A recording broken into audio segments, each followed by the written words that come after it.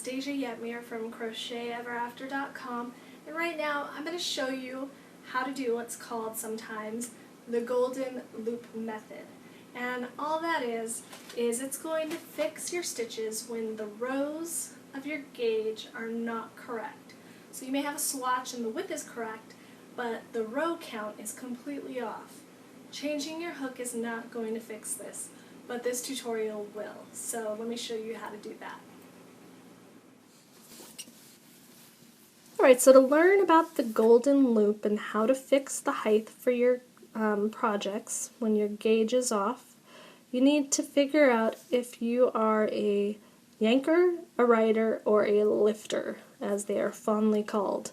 And all that means is when you're doing the golden loop, which I'm going to show you, you may have a tendency to yank your loop, ride your loop, or lift your loop. And that's going to create different heights in your stitches. So if you're looking at your gauge swatch and your width is correct, but your height is off, this tutorial is going to fix it. Now, all of these swatches are double crochet. They're all 3 rows each in the same hook. As you can see, they're all the same width, but they're all different heights, because I did one as a yanker, one as a rider, and one as a lifter. Now, if your hook, changing your hook will not fix this. It'll end up making your width off. If your width is correct, you need to adjust your height of your stitches. If your width is off, then you're going to change your hook size and it's going to fix it. But if you change your hook and your width is correct, you're going to mess up your width. You need to follow these steps to fix the height.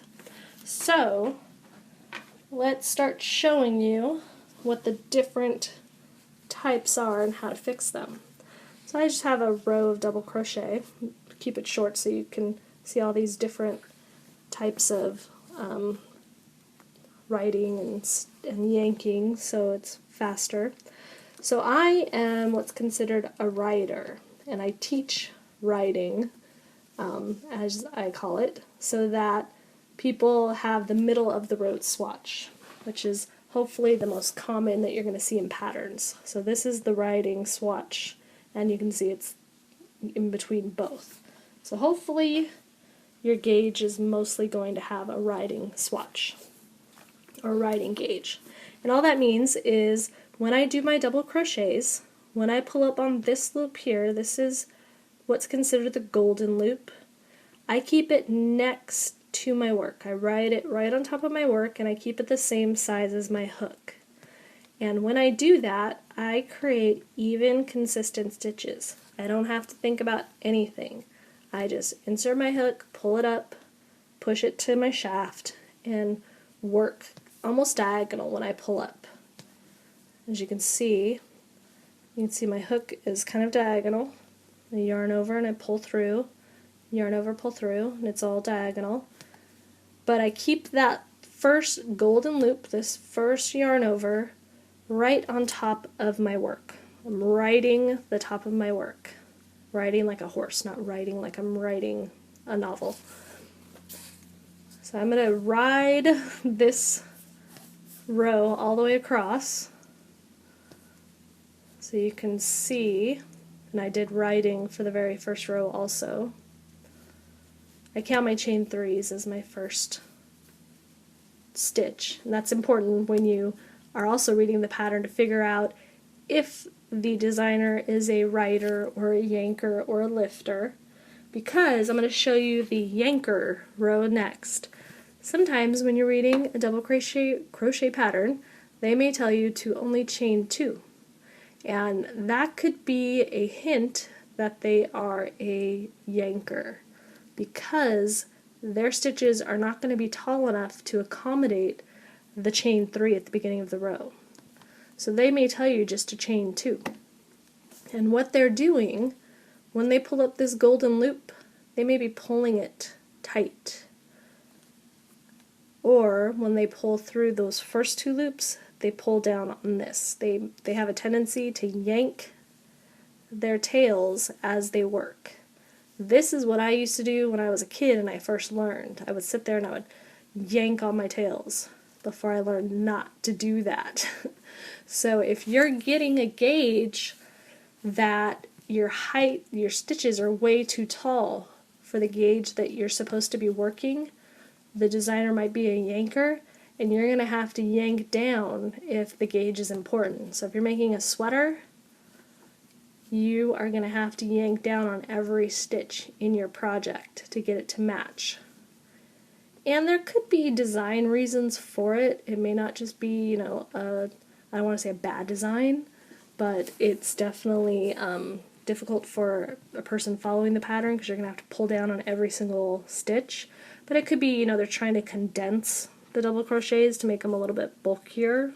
That's definitely a possibility. But if you see that chain 2, because you can see that the chain 2 matches right in line with this row of yanked stitches. And this is also a whole yanked swatch. So this is my writing swatch and this is my yanking swatch. You can see the difference in size. So if your gauge is reading too tall, you may need to start yanking your stitches as you work. So try first just yanking the first yarn over, pull up the loop. If that's not shrinking it down enough, then yank that second, when you draw through the first 2 loops, yank that down and see if that helps. The third type of crocheter is a lifter. And this one's a little bit more common than the yanker. And it could be that you're working fast and this is just kind of how you do it. But it is also another conscious effort if this is your gauge swatch and you have to lift your golden loop for every single stitch. So instead of riding right on top of your work, you're pulling up your loop, almost so it's even. Almost like you're doing a single crochet where you pull your loop up to match the other loop that's on your hook. So a lifter will pull up their loop as they work. And I find this one is the hardest to match because you don't know how far they're lifting.